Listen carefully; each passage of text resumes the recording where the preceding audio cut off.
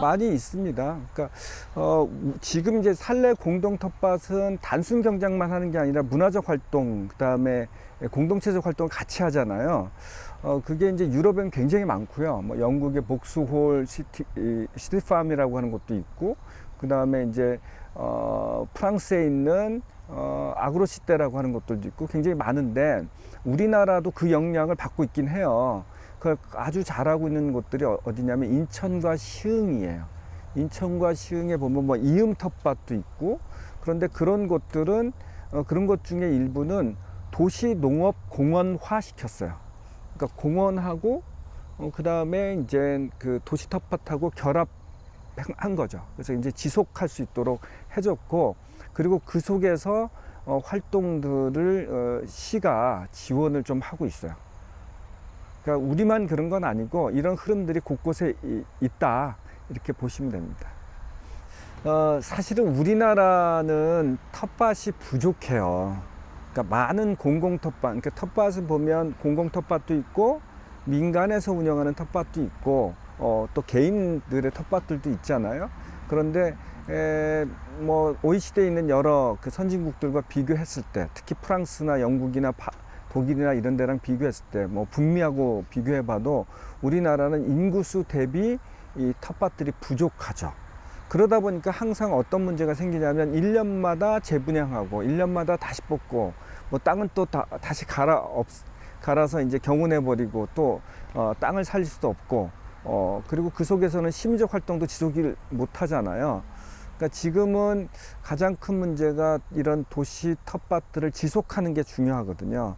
왜 그러냐면 특히 공공 텃밭들은 유휴지, 버려진 땅들을 임시로, 아직 개발이 유보된 땅들을 임시로 쓰고 있기 때문에 시나 뭐 이런 데서 개발하겠다 그러면 또 없어지고 열심히 했던 사람들 실망하고, 이런 일이 반복되고 있어요.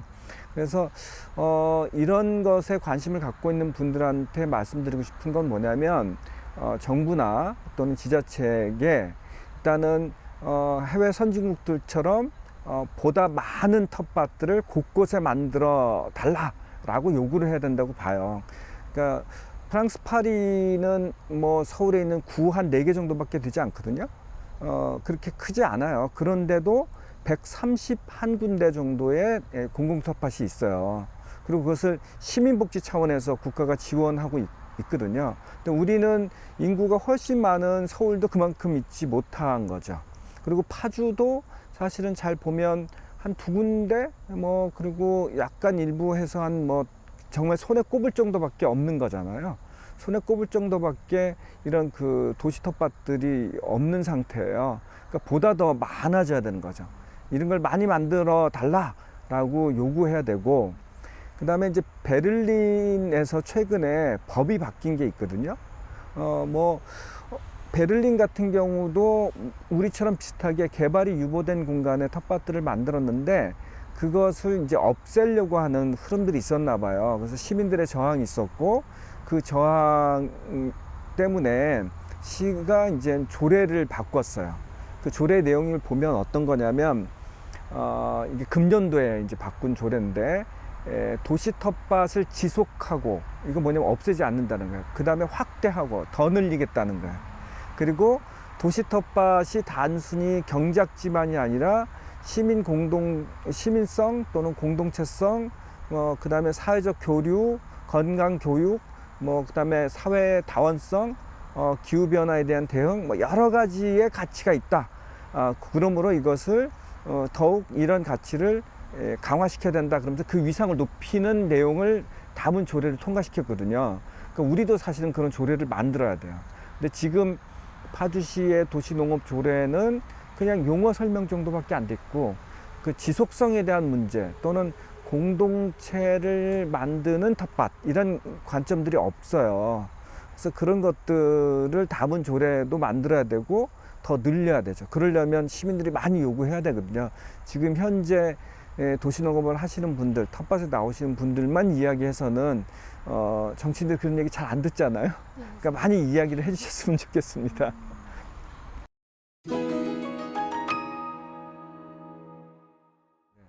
우선 지금 도시민들은 많은 사람들이 농업 활동 또는 경작 활동에 을 잘 모르죠. 경험 못한 분들이 많잖아요, 과거에 비해서.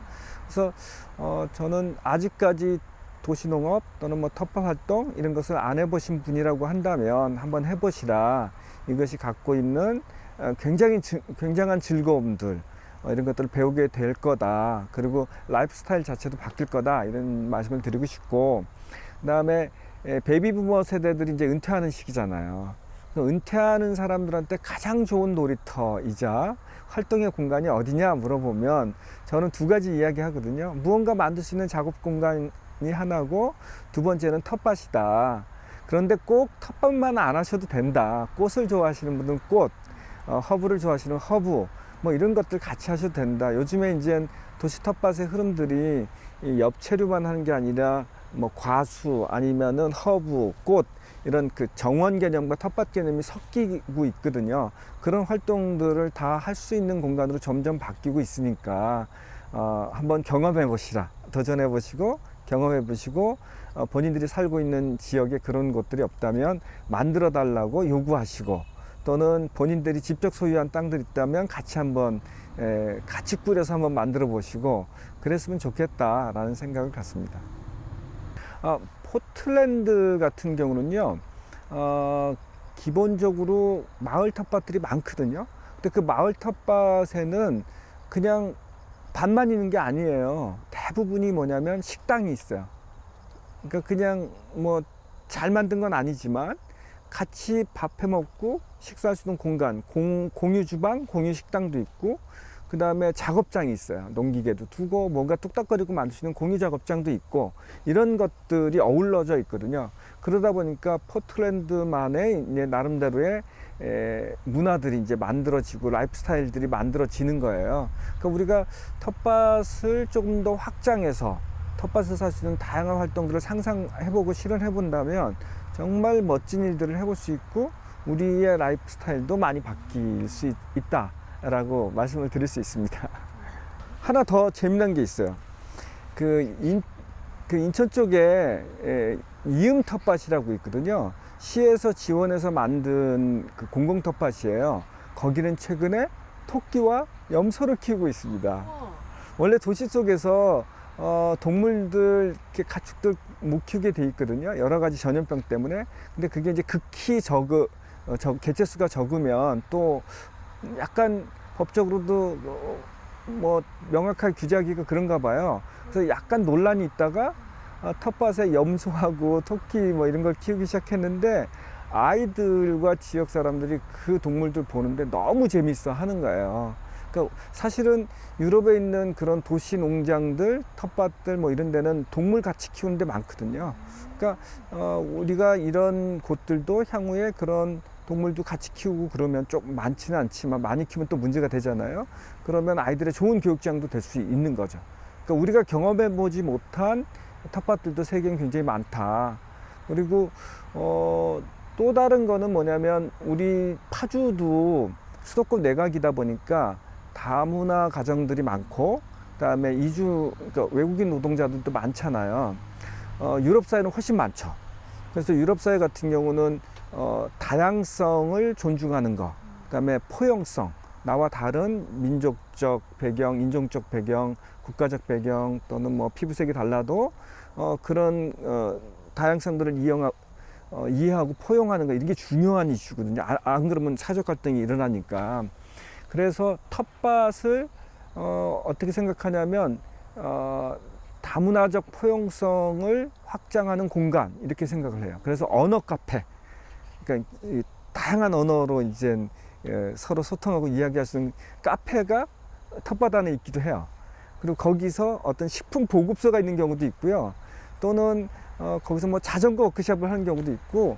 그러니까 우리가 생각하는 농사에만 초점을 맞춘 텃밭보다는 조금 더 그 기능들이 확대된 텃밭들이 세계에는 많습니다.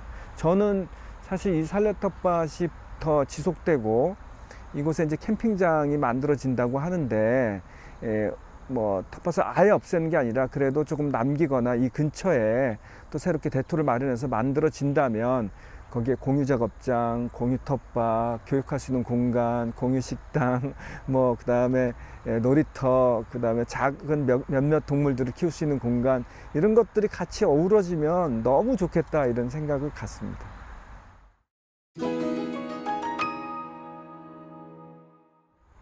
그러니까 저는 텃밭이 지역사회의 뭐라고 할까요? 마당이었으면 좋겠어요. 마을의 마당이었으면 좋겠어요. 우리가 제가 좋아하는 게 이제 공공장소에 대한 관심이 많거든요. 도서관, 미술관, 뭐 학교, 뭐 이런 게 다 공공장소인데, 유럽에서는 도서관 같은 경우를 어떤 컨셉으로 하냐면 집 밖의 거실, 마을의 거실, 이런 개념을 써요. 도서관이 그렇다고 한다면 텃밭은 집 밖의 마당, 마을의 마당이면 어떨까? 그런 생각을 갖습니다. 그럼요, 많은 사람들이 요구하고 같이 꿈꾸고 도전해 본다면 충분히 이제 만들어질 수 있다고 생각을 해요. 저도 그냥 단순한 희망, 이런 외국에는 이런 게 많은데 왜 우리나라에 이런 게 없지? 뭐 이런 생각을 가지고 시작을 한 건데, 벌써 우리가 3년째 해오잖아요. 재밌게 그래도 놀았어요. 놀고 재밌게 즐겼는데, 이게 이제 뭐 조만간 없어질 것 같아서 굉장히 마음의 아픔들이 있긴 한데, 그래서 이제 살레 텃밭이 좀 유지됐으면 좋겠다라는 의견들을 계속 시에다 얘기하고 있잖아요. 결과가 어떻게 나올지 모르겠어요.